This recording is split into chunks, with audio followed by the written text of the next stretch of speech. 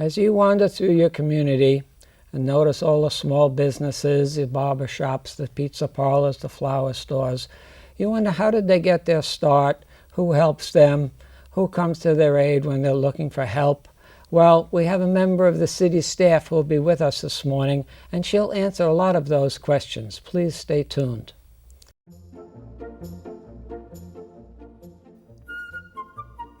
Welcome to The Better Part, a program that encompasses a diverse spectrum of topics important to our community, which we hope will both inform and entertain you.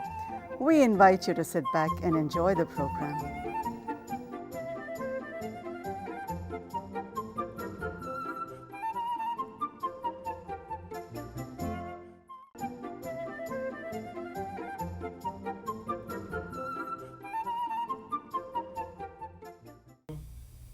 Hello, I'm Phil Lenahan for The Better Part. In November 2012, the city of Cupertino hired a small business economic business development manager. She is with us today. Her name is Angela Sway. Welcome, Angela, to the program. Thank you, Phil.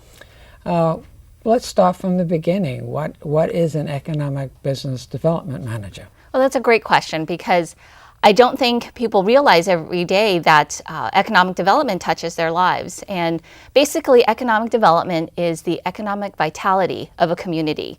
So it's how well its businesses are doing in terms of selling products or services to consumers, or businesses selling to other businesses, and the jobs that are created by these businesses. Have you done this job previously, or is this new for you? Oh no, I had previously been with the city of Fremont for about 10 years, and I love what I do. I love being able to help businesses, help people achieve their dreams of owning their own business and somewhat owning their own destiny. Well, how did that go in Fremont? Very well. It seems very successful. We do have a large, in Fremont there was a large population, a large community of smaller businesses mixed in with the larger high tech. And again, with small businesses, that really is the core and the backbone of most communities. How do you define a small business? What are small businesses? So small businesses are what they usually say, it's kind of small, medium size, where your employees are maybe 50 or less, and possibly catering to individual consumers. So the residents who go in to buy pastries or buy a pizza, as you said, or flowers, those typically are considered your smaller businesses. How much of the economy of a town or city are small businesses? Oh, a large majority. And small businesses are important because they do make up and contribute a large portion of sales tax. And sales tax, of course, is what helps fund city services. So that in Cupertino, that would be funding the sheriff's department, fire services, as well as street maintenance. So all the things that make a community the excellent place that you want to live in.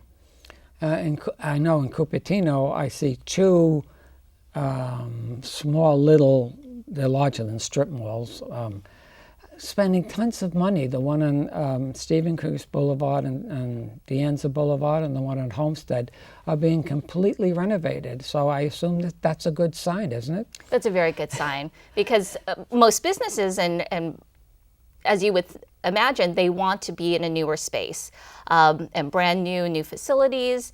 And these property owners, by renovating the spaces, really are setting themselves to attract better retail. How do you determine the mix between, I guess I'd call them chains, and individual ownership? Well, it's definitely good to have both. The chains are what people recognize, but then it's always nice to have that kind of homegrown business, something that is local or caters to the local community. And so it's important to have both, because I think people enjoy the diversity and really do look for different offerings. What do you focus on when you're talking to these companies and businesses and small and large organizations? Sure. Well, if it's a potential new business, I tell them how great Cupertino is for them to locate, the daytime population that we have in terms of employees who are commuting to Cupertino to work, but as well as our residents in the high income households that we have that would be able to support these businesses. Now, for existing businesses, what I like to do is go in and meet with them and see really how they are doing in terms of what their plan is, what their end goal is, if they want to expand or if they just want to maintain how they're doing. And depending on where they are or what the goals are, I would tailor some resources their way or just talk to them and be their advocate. On chain stores, not the giant big box stores, but the chain stores, would you on occasion talk to any of the corporate level people saying we're looking for a certain type of store to be in our community? Would you be interested in placing one here? Definitely. Definitely. So part of my job would be to contact those retailers who are looking to expand into the area.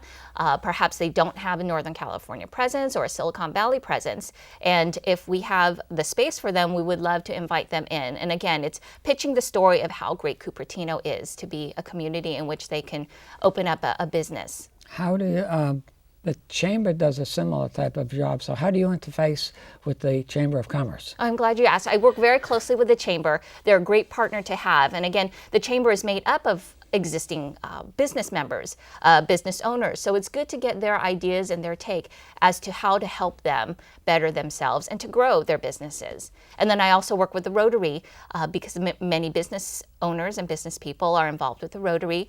And it's good to have that collaboration with both of the organizations. How many communities in the Northern California area maybe have a small business economic development manager? You know, I would say most do.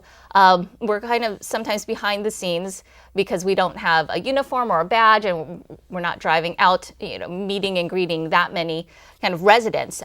But most cities and counties will have someone concentrating on economic development because it's such an important part of again, the vitality of a community and how to create and maintain city services. Who, supposing a smaller city does not have an actual one, who normally would handle that, through the building department or the code enforcement? Or probably a planner or the community development director typically will have that experience in economic development.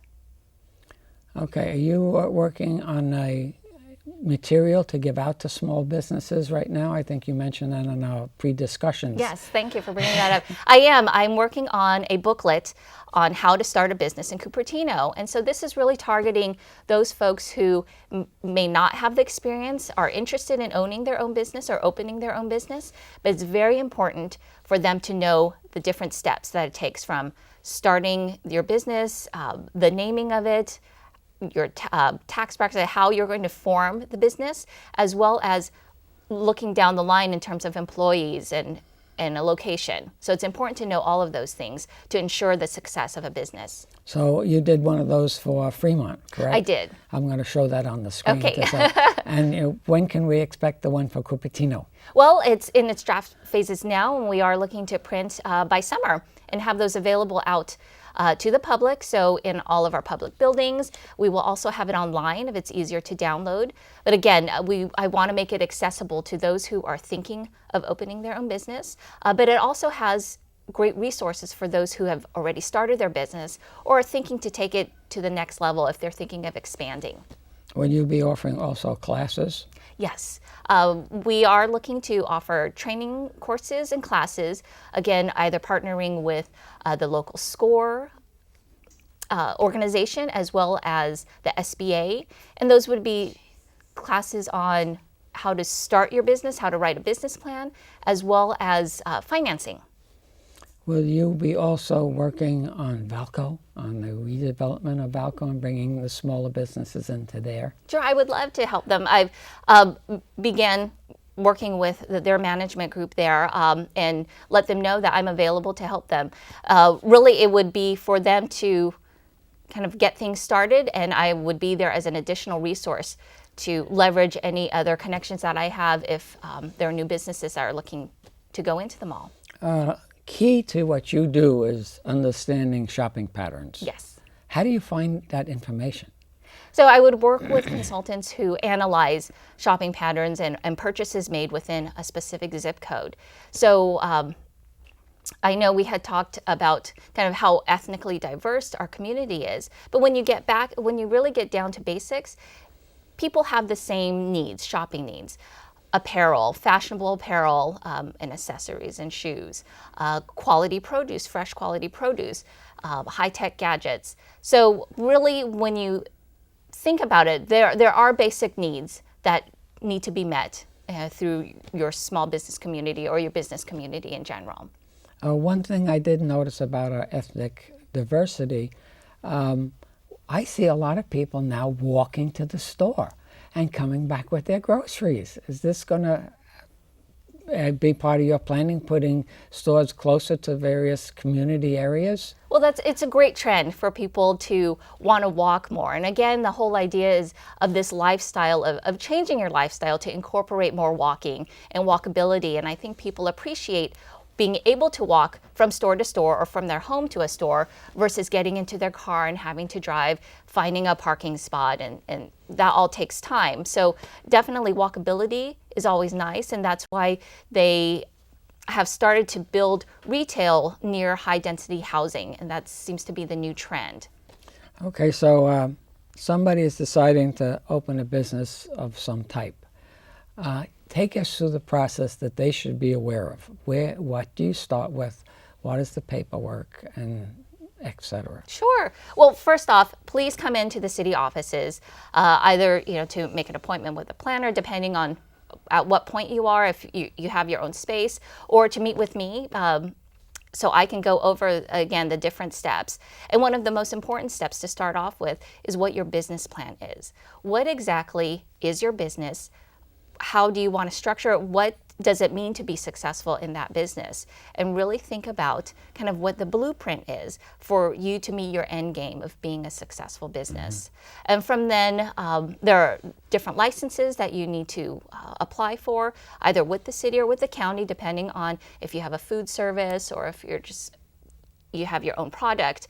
And then the next step would be location, and then filing at the state level for your business name. So there are quite a few different steps, but I'm here again as the ombudsperson, as the advocate, to help hold your hand through the entire process and get you started on the right foot.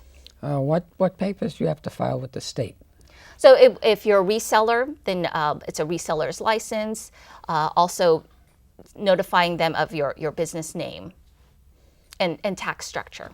All right, and then the city has various licenses you have to get? Well, it depends on, again, the type of business. Any business, if it's a home-based business, or if you are opening a bricks-and-mortar storefront, we do have you take out a business license. And again, that helps us monitor and puts you into our database of knowing what businesses that we have in the city. So if I'm running a business out of my home, I need paperwork? Yes, and it's very minimal. It really just asks for kind of your name, the nature of your business. And again, that really helps us identify if your business is suitable to stay in your home or if you need to be moved to a storefront if there's a lot of traffic with customers coming in and out, then it's not suited for a neighborhood. So I better check my paperwork. Please do. No, I'll be here to answer questions. I think I'm in compliance with a little something with the state going on right now, but that's all right. Okay, now, how do you reach out to the community to let them know of your services?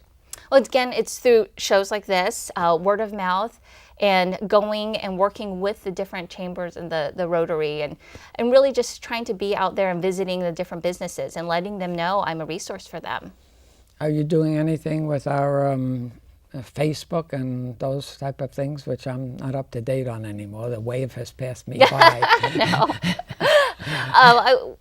Through the city's different outlets, we have been putting information out about the resources. So can I tweet you if I have a question? Sure, I'd have to figure out what my tweet handle is. But Or a Facebook page? Would it be, I'm just thinking out loud, would it be worthwhile to have a Facebook page for people to ask business questions? Sure, of the and city? actually there is an email address, econdev@cupertino.org, that they can always contact me at, or if they send a general email or call the city's offices, they will be directed to me if it's a business-specific question.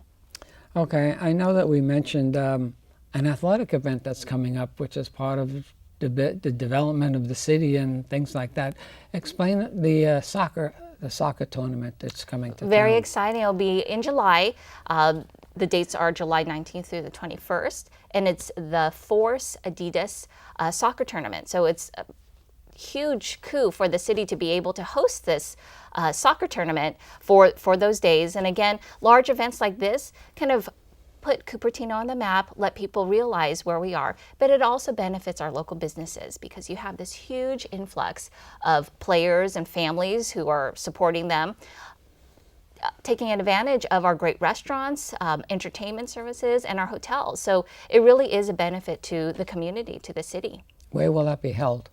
So it will be held at actually different soccer fields throughout Cupertino at the various high schools. Like the World Cup? Yeah, World Cup Cupertino. with all the various locations all over the place. Okay. How do you work with the other departments in the city? I mean, information comes in from all different directions. So Sure, it's very important for me to work with them and really kind of give them the tools to know who to direct questions to and empower them to be able to answer those questions. So I do meet with different departments regularly, letting them know if there's any economic developments that they should be aware of. But again, also to let them know I'm here for them if they have specific questions or if they receive questions from customers who come in. So if I go in and get a business license, do they tell you that I'm opening a business? Yes, it does get back to me, and then I can either do some outreach to see if you need, help in the next step in terms of financing, or just to be able to promote any upcoming classes that we may have. So then, if anybody who wants to start a business should get in touch with you. Yes, please. Okay, so the brochure will be available shortly. Yes. Okay. As stores become empty, are you able to work with the landlords and talk to them about developing new ventures or new people to go into these stores and on the various malls? And That's my goal, to go in and again partner with them in terms of brainstorming ideas of what the space configuration is like, what type of tenants that they're looking at, and looking at their current tenant mix to see if they're too heavy on maybe eateries, and maybe you can bring some other type of retail store in that captures that market as they're walking in to eat. Maybe they'll just continue to walk around the shopping center to do a little bit of shopping. So it's really trying to be strategic with property owners or business owners in terms of what could fit. well, in your experience, what type of new businesses would be more appropriate to Cupertino develop a broader space or a broader retail spectrum?